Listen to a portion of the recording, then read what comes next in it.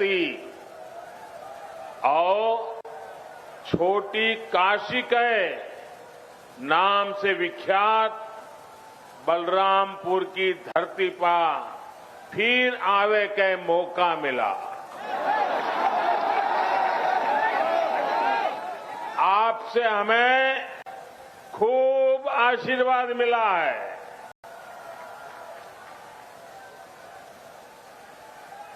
UP की राज्यपाल Shrimati Anandiben, UP के ऊर्जावान, कर्मठ, लोकप्रिय मुख्यमंत्री योगी आदित्यनाथ जी, उप मुख्यमंत्री श्रीमान केशव प्रसाद मौर्य जी,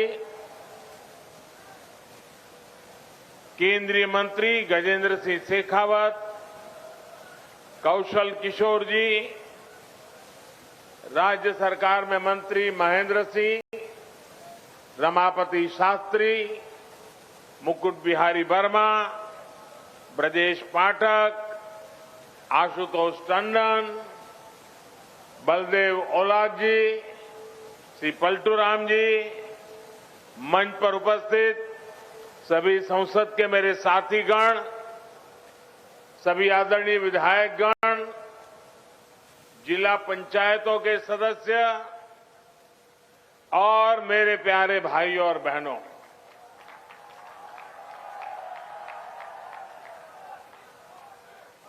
क्रांतिकारियों की इस धरती ने देश के स्वतंत्रता संग्राम में अपना अमूल्य योगदान दिया है। राजा देवी बख्श सिंह,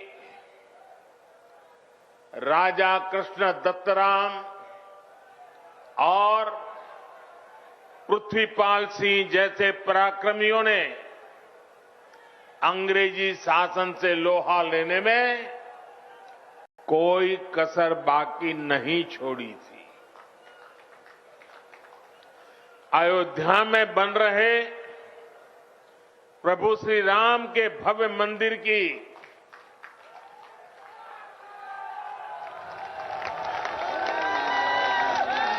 जब जब बात होगी, बलरामपुर रियासत के महाराजा पाटेश्वरी प्रसाद सिंह के योगदान का उल्लेख जरूर होगा। बलरामपुर के लोग तो इतने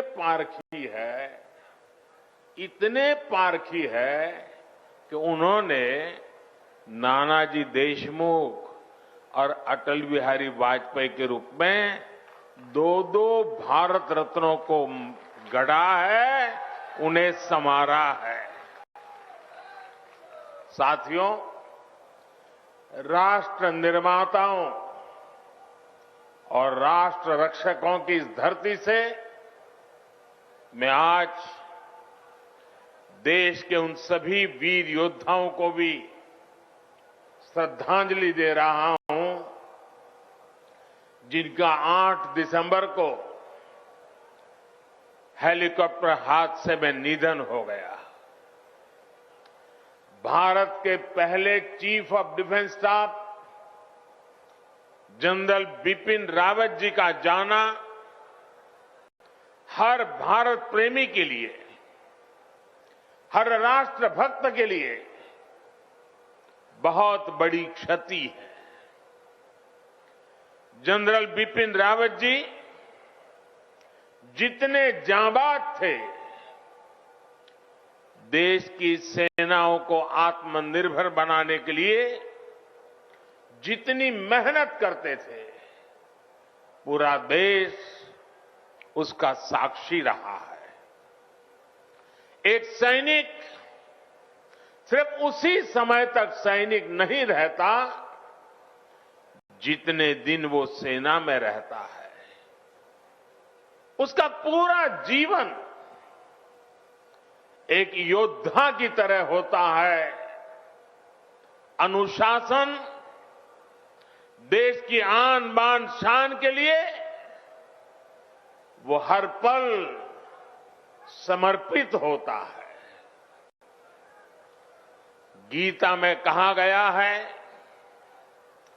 नैनम छिदन्ति शस्त्राणि नैनम दहति पावकः, ना शस्त्र उसे छिन्न भिन्न कर सकते हैं, ना अग्नि उसे जला सकती है।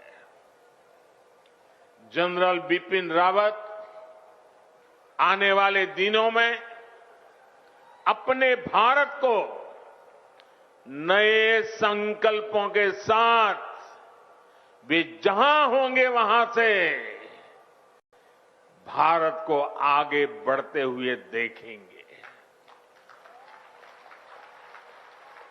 देश की सीमाओं की सुरक्षा बढ़ाने का काम, बॉर्डर इंफ्रास्ट्रक्चर को मजबूत करने का काम, देश की सेनाओं को आत्मनिर्भर बनाने का अभियान, तीनों सेनाओं में तालमेल सुदृढ़ करने का अभियान, ऐसे अनेक काम तेजी से आगे बढ़ता रहेगा। भारत दुख में है, लेकिन दर्द सहते हुए भी हम ना अपनी गति रोकते हैं और ना ही हमारी प्रगति। भारत रुकेगा नहीं, भारत थमेगा नहीं। हम भारतीय मिलकर और मेहनत करेंगे। देश के भीतर और देश के बाहर बैठी हर चुनौती का मुकाबला करेंगे। भारत को और शक्तिशाली और समृद्ध बनाएंगे। साथियों, यूपी के सपूत देवरिया के रहने वाले ग्रुप कैप्टन वरुण सिंह जी का जीवन बचाने के लिए डॉक्टर जी जान से लगे हुए हैं। मैं मां पाटेश्वरी से उनके जीवन की रक्षा की प्रार्थना करता हूं। देश आज वरुण सिंह जी के परिवार के साथ है। जिन वीरों को हमने खोया है, उनके परिवारों के साथ है। भाई और बहनों, राष्ट्र प्रथम की भावना को सर्वोपरि रखते हुए देश आज हर वो काम कर रहा है जो 21वीं सदी में हमें नई ऊंचाई पर ले जाए। देश के विकास के लिए ये भी बहुत जरूरी है कि पानी की कमी कभी बाधा न बने। इसलिए देश की नदियों के जल के सदुपयोग हो, किसानों के खेत तक पर्याप्त पानी पहुंचे, ये सरकार की सर्वोच्च प्राथमिकताओं में से एक है। सरयू नहर राष्ट्रीय परियोजना का पूरा होना इस बात का सबूत है कि जब सोच ईमानदार होती है तो काम भी दमदार होता है।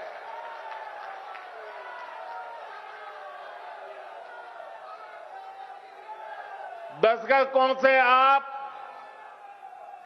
इसके पूरे होने का इंतजार कर रहे थे। घाघरा, सरयू, राप्ती, बाणगंगा और रोहिणी की जल शक्ति अब इस क्षेत्र में समृद्धि का नया दौर लेकर आने वाली है। बलरामपुर के साथ साथ बहराइच, गोंडा, श्रावस्ती, सिद्धार्थनगर, बस्ती, गोरखपुर, महाराजगंज और कुशीनगर के सभी साथियों को, लाखों मेरे किसान भाइयों बहनों को आज हृदय से बहुत बहुत बधाई देता।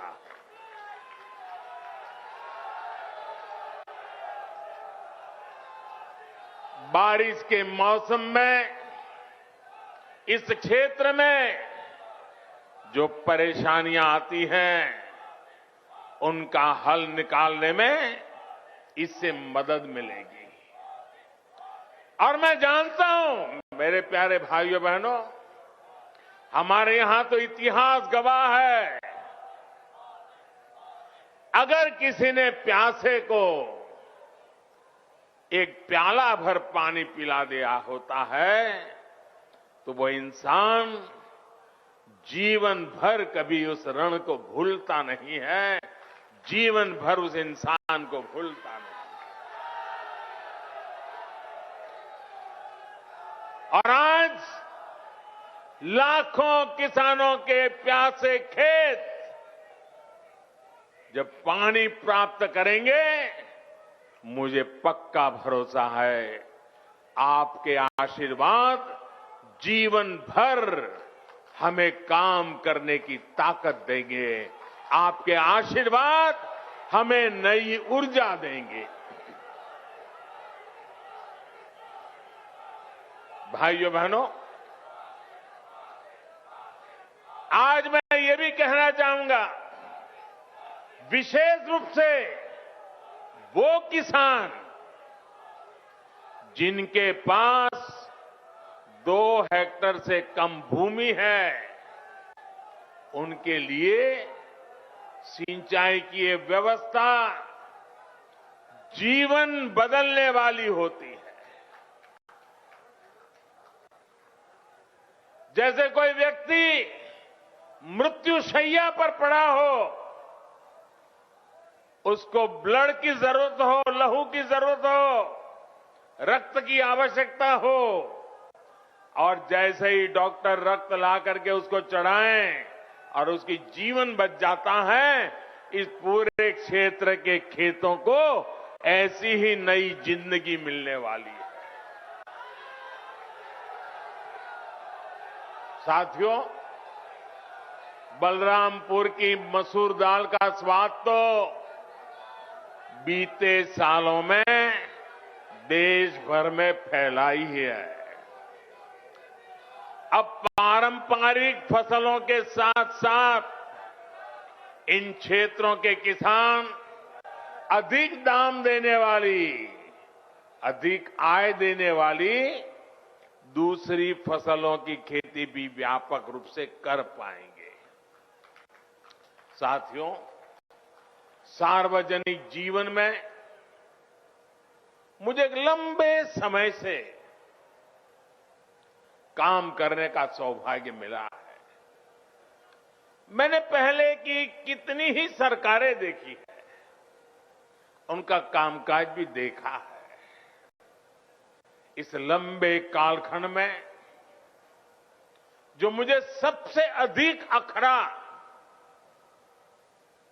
जिससे मुझे सबसे ज्यादा पीड़ा हुई है, वो है देश के धन, देश के समय और देश के संसाधनों का दुरुपयोग, उसका अपमान। सरकारी पैसे हैं तो मुझे क्या, मेरा क्या, ये तो सरकारी है। ये सोच देश के संतुलित और संपूर्ण विकास में सबसे बड़ी रुकावट बन गई है। इसी सोच ने सरयू नहर परियोजना को लटकाया भी भटकाया भी। आज से करीब 50 साल पहले इस पर काम शुरू हुआ था। आप सोचिए 50 साल के बाद आज इसका काम पूरा हो रहा है। जब इस परियोजना पर काम शुरू हुआ था, ये सिर्फ यहां के नागरिक नहीं, देश के नागरिक भी इस बात को समझे, हिंदुस्तान का हर नागरिक समझे, हिंदुस्तान का मेरा नौजवान समझे, जो अपने उज्जवल भविष्य की कामना करता है, वो मेरा देश का हर नौजवान समझे। साथियों, जब इस परियोजना पर काम शुरू हुआ था तो इसकी लागत 100 करोड़ रुपए से भी कम थी। जरा आप बोलेंगे कितनी लागत थी उस समय जब शुरू होना था तब? कितनी थी? कितनी थी? 100 करोड़। और आज कहां पहुंचा मालूम है? आज ये लगभग 10,000 करोड़ रुपए खर्च करने के बाद पूरी हुई है। 10,000 करोड़। कितना? कितना? पहले होना था 100 करोड़ में, आज हुआ 10,000 करोड़ में। ये पैसा किसका था भाइयों? ये पैसा किसका था? ये धन किसका था? आपका था कि नहीं था? इसके मालिक आप थे कि नहीं थे?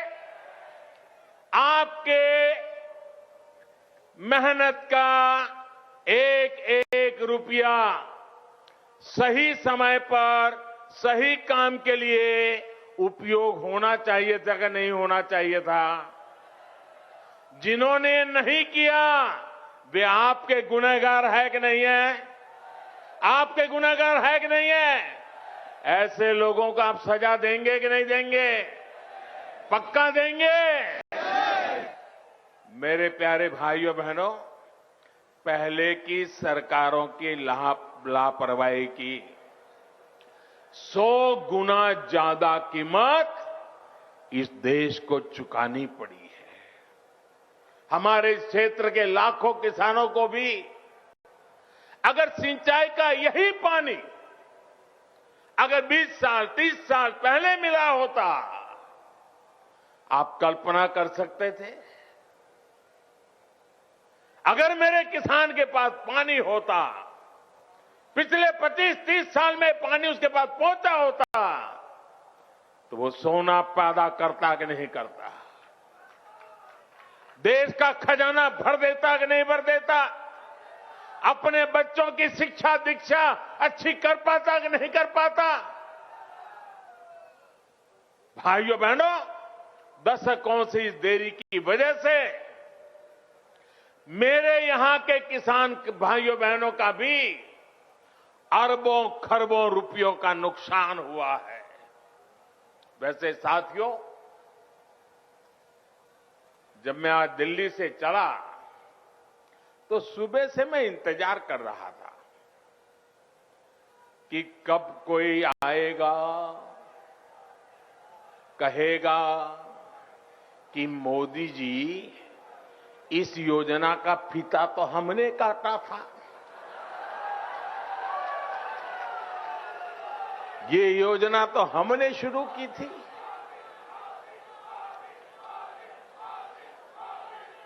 कुछ लोग हैं जिनकी आदत है ऐसा कहने की। हो सकता है बचपन में इस योजना का फीता भी उन्होंने ही काटा हो। साथियों, कुछ लोगों की प्राथमिकता फीता काटना है, हम लोगों की प्राथमिकता योजनाओं को समय पर पूरा करना है। 2014 में जब मैं सरकार में आया था तो ये देखकर हैरान था कि देश में सिंचाई की 99 बड़ी परियोजनाएं, 99 परियोजनाएं जो देश के अलग अलग कोनों में दशकों से अधूरी पड़ी है। हमने देखा कि सरयू नहर परियोजना में कितनी ही जगहों पर नहरें आपस में जुड़ी ही नहीं थी, पानी आखिरी छोर तक पहुंचाने की व्यवस्था ही नहीं थी। सरयू नहर परियोजना में जितना काम 5 दशक में हो पाया था, उससे ज्यादा काम हमने 5 साल से पहले करके दिखाया है। साथियों, यही तो डबल इंजन की सरकार है। यही तो डबल इंजन सरकार के काम का रफ्तार है। और आप याद रखिए, योगी जी के आने के बाद हमने बाणसागर परियोजना का लोकार्पण किया। कुछ दिन पहले ही अर्जुन सहायक नहर परियोजना का लोकार्पण किया। इसी हफ्ते गोरखपुर में जो फर्टिलाइजर कारखाने और एम्स का लोकार्पण किया गया, उनका भी बरसों से इंतजार हो रहा था। कुशीनगर इंटरनेशनल एयरपोर्ट की भी फाइलें बरसों से चल रही थी, लेकिन इस एयरपोर्ट को भी शुरू करवाने का काम डबल इंजन की सरकार ने ही किया है। साथियों, हमारी सरकार किस तरह बरसों पुराने सपनों को साकार कर रही है, इसका एक और उदाहरण केन बेतवा लिंक परियोजना भी है। सालों से इस परियोजना की मांग हो रही थी। अभी 2-3 दिन पहले ही कैबिनेट ने इस परियोजना को स्वीकृति दे दी है और इस पर 45,000 करोड़ रुपए खर्च किए जाएंगे। ये उत्तर प्रदेश को इतनी बड़ी सौगात मिल रही है, 45,000 करोड़ रुपए खर्च किए जाएंगे। ये परियोजना बुंदेलखंड को जल संकट से मुक्ति दिलाने में बड़ी भूमिका निभाएगी। भाइयों और बहनों, आज देश में आजादी के बाद पहली ऐसी सरकार है जो छोटे किसानों की सूद ले रही है। पहली बार 2 हेक्टेयर से कम भूमि वाले छोटे किसानों को सरकारी लाभ से, सरकारी सुविधा से जोड़ा गया है। बीज से लेकर बाजार तक, खेत से लेकर खलिहान तक उनकी हर तरह से मदद की जा रही है। इन छोटे किसानों के बैंक खातों में पीएम किसान सम्मान निधि के हजारों करोड़ रुपए सीधे भेजे जा रहे हैं। उनकी आय बढ़ाने के लिए उन्हें खेती से जुड़े अन्य विकल्पों की तरफ भी प्रेरित किया जा रहा है। ऐसे विकल्प जिसमें बहुत बड़ी जमीन की उतनी जरूरत नहीं पड़ती, उन्हें इसका मार्ग दिखाया जा रहा है। इसी सोच के साथ पशुपालन हो, मधुमक्खी पालन हो या फिर मछली पालन, इनके लिए राष्ट्रीय स्तर नई योजनाएं शुरू की गई है। आज भारत दूध उत्पादन के मामले में दुनिया में अग्रणी है ही, लेकिन आपको जानकर के खुशी होगी, आज हम शहद, हनी, मधु, आज हम शहद निर्यातक के रूप में भी विश्व में अपना स्थान बना रहे हैं।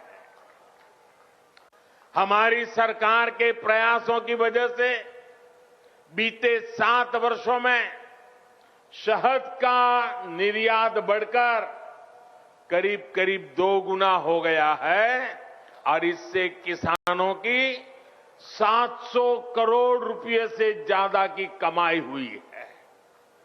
भाइयों और बहनों, किसान की आय बढ़ाने का एक और विकल्प बायोफ्यूल भी है। हम खाड़ी का तेल से चलाते थे, अब हम झाड़ी का तेल भी लेकर के आ रहे हैं।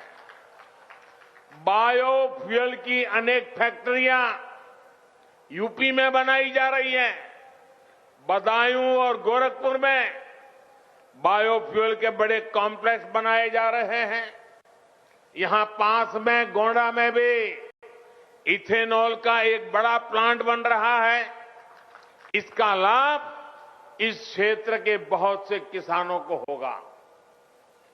गन्ने से इथेनॉल बनाने के अभियान में भी यूपी अग्रणी भूमिका की ओर बढ़ रहा है। बीते 4.5 साल में लगभग 12,000 करोड़ रुपए का इथेनॉल यूपी से खरीदा गया है। योगी जी की सरकार जब से आई है, तब से गन्ने के भुगतान में भी बहुत तेजी आई है। एक समय 2017 से पहले का भी था, जब गन्ना किसान सालों साल बकाया मिलने के लिए इंतजार करते थे। पिछली सरकारों के दौरान जहां 20 से अधिक चीनी मिलों में ताला लग गया, वहीं योगी जी की सरकार ने इतनी ही चीनी मिलों का विस्तार और आधुनिकीकरण किया है। मैं आज बलरामपुर से देश भर के किसानों को एक विशेष निमंत्रण भी देना चाहता हूं और मैं चाहूंगा सिर्फ उत्तर प्रदेश के नहीं, देश भर के किसान मेरे इस निमंत्रण का स्वीकार करें और मेरे साथ जुड़े। मेरा निमंत्रण किस बात का है? इसी महीने 5 दिन के बाद 16 तारीख को, 16 दिसंबर को सरकार प्राकृतिक खेती पर, नेचुरल फार्मिंग पर एक बहुत बड़ा आयोजन करने जा रही है। हमारे एक पद्म पुरस्कार विजेता सुभाष जी करके हैं महाराष्ट्र के, उन्होंने जीरो बजट खेती का एक विचार विकसित किया है। ये वो प्राकृतिक खेती वाला विषय है। इससे हमारी धरती मां भी बचती है, हमारा पानी भी बचता है और फसल भी अच्छी और पहले से ज्यादा होती है। मेरा आप सभी किसान साथियों को, देश भर के किसान साथियों को आग्रह है कि आप 16 दिसंबर को टीवी के माध्यम से या कृषि विज्ञान केंद्र के माध्यम से जरूर इस कार्यक्रम में जुड़िए। आप हमारी बात को समझेंगे, मुझे पक्का विश्वास है आप उसको अपने खेत में लागू करेंगे। यह आपको बहुत लाभकारी होने वाला है। साथियों, आपकी हर जरूरत को ध्यान में रखते हुए आपका जीवन आसान बनाने के लिए हम दिन रात मेहनत कर रहे हैं। इसकी छाप आपको प्रधानमंत्री आवास योजना के तहत बन रहे गरीब के पक्के घर में भी दिखेगी। पीएम आवास के तहत मिल रहे घरों में इज्जत घर यानी शौचालय है, उज्ज्वला की गैस है, सौभाग्य योजना का बिजली कनेक्शन है, उजाला का एलईडी बल्ब है, हर घर जल योजना के तहत मिल रहा पानी का कनेक्शन है। और मुझे तो खुशी तब होती है क्योंकि मैं इस क्षेत्र में कभी दौरा कर चुका हूं, मुझे मालूम है जब यहां मेरे थारू जनजाति के भाई बहनों को भी इन योजनाओं का लाभ मिल रहा है तो भी हमें खुशी भी ज्यादा होती है और हमें आशीर्वाद भी ज्यादा मिलता है। साथियों, हमारे यहां सदियों से एक तौर तरीका चला आ रहा है कि घर होगा, मेरी माताएं बहनें मेरी बात जरूर समझें और मेरे पुरुष भाई भी अपने घर में बताएं। हमारे यहां एक मान्यता चली, परंपरा चली, व्यवस्था चली। वो क्या? घर होगा तो पुरुष के नाम, दुकान होगी तो पुरुष के नाम, गाड़ी होगी तो पुरुष के नाम, खेत होगा तो पुरुष के नाम। महिलाओं के नाम पर कुछ भी नहीं। कुछ होता है क्या महिलाओं के नाम पर? नहीं होता है ना। मैं आपकी पीड़ाएं जानता हूं बराबर माताएं बहनें, और इसलिए हमने क्या किया, मुझे खुशी है, हमने क्या किया, पीएम आवास योजना के तहत जो घर बन रहे हैं ना, ज्यादातर घरों का मालिकाना हक हमने हमारी माताओं, बहनों, बेटियों को दे दिया है। इस वजह से देश में ऐसी बहनों की संख्या में बहुत अधिक वृद्धि हुई है जिनके अपने नाम पर कम से कम एक प्रॉपर्टी तो है। डबल इंजन की सरकार के प्रयासों से यूपी के 30 लाख से अधिक गरीब परिवारों को पक्का घर मिल चुका है। आने वाले दिनों में और भी ज्यादा नए घर बनाने के लिए अभी हमारी सरकार ने 2 लाख करोड़ रुपए से अधिक का प्रावधान किया है। यानी जिनको अभी तक पक्के घर नहीं मिले उन्हें आने वाले समय में भी जरूर मिलेंगे। साथियों, जब सरकार संवेदनशील हो, गरीबों की सुनती हो, उनका दुख दर्द समझती हो तो फर्क आता ही है। आता है कि नहीं आता है? फर्क आता है कि नहीं आता है? फर्क आता है कि नहीं आता है? अभी देश 100 साल में आई सबसे बड़ी महामारी से लड़ रहा है। कोरोना आने के बाद हर कोई यही सोच रहा था कि क्या होगा, कैसे होगा। हर किसी ने कम अधिक मात्रा में कोरोना की वजह से कष्ट सहा, लेकिन साथियों, इस कोरोना काल में हमने पूरी ईमानदारी से प्रयास किया है कि कोई गरीब भूखा न सोए। और अभी इसलिए पीएम गरीब कल्याण अन्न योजना के तहत मिल रहे मुफ्त राशन के अभियान को होली से आगे तक बढ़ा दिया गया है। गरीबों को मुफ्त राशन पर सरकार 2,60,000 करोड़ रुपए उससे भी ज्यादा खर्च कर रही है। भाई और बहनों, पहले जो सरकार में थे, आप जानते हैं ना, अच्छी तरह जानते हैं ना, पहले जो सरकार में थे वो माफिया को संरक्षण देते थे। आज योगी जी की सरकार माफिया की सफाई में जुटी है।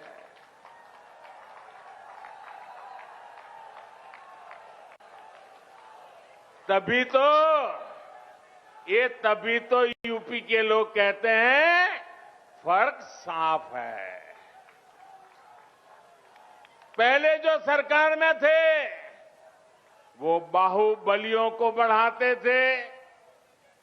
आज योगी जी की सरकार गरीब, दलित, पिछड़े और आदिवासी सभी को सशक्त करने में जुटी है। तभी तो यूपी के लोग कहते हैं फर्क साफ है। पहले जो सरकार में थे वो यहां जमीनों पर अवैध कब्जे करवाते थे। आज ऐसे माफियाओं पर जुर्माना लग रहा है, बुलडोजर चल रहा है। तभी तो यूपी के लोग कहते हैं फर्क साफ है। पहले यूपी की बेटियां घर से निकलने से 100 बार सोचने के लिए मजबूर थी। आज अपराधी गलत काम से पहले 100 बार सोचता है। तभी तो यूपी के लोग कहते हैं फर्क साफ है। पहले बेटियां घर में दुबक कर रहने को मजबूर थी। अब यूपी के अपराधी जेल में दुबकते हैं। तभी तो कहते हैं फर्क साफ है। साथियों, आज मैं एक और योजना के बारे में जरूर बताना चाहता हूं जो यूपी के लोगों की बहुत मदद करने वाली है। और ये योजना है स्वामित्व योजना। स्वामित्व योजना के तहत आज गांवों में प्रॉपर्टी की मैपिंग कराकर घरों के, खेतों के मालिकाना हक के कागज लोगों को दिए जा रहे हैं। ये अभियान कुछ ही समय में यूपी के हर गांव तक पहुंचने वाला है। इससे आपको अवैध कब्जे के डर से मुक्ति मिलेगी और बैंकों से मदद लेना भी आपके लिए आसान हो जाएगा। अब गांव के युवाओं को बैंक से अपने काम के लिए पैसा जुटाने में दिक्कत भी नहीं आएगी। साथियों, हम सभी को मिलकर उत्तर प्रदेश को नई ऊंचाई पर ले जाना है। उत्तर प्रदेश की नई पहचान देनी है। उत्तर प्रदेश को दशकों पीछे धकेलने वाले लोगों से आपको निरंतर सतर्क रहना है। भाइयों बहनों, एक बार फिर से आप सभी को सरयू नहर परियोजना के लिए बहुत बहुत बधाई देता हूं। मेरे साथ दोनों हाथ ऊपर करके पूरी ताकत से बोलिए, भारत माता की, भारत माता की, भारत माता की। बहुत बहुत धन्यवाद।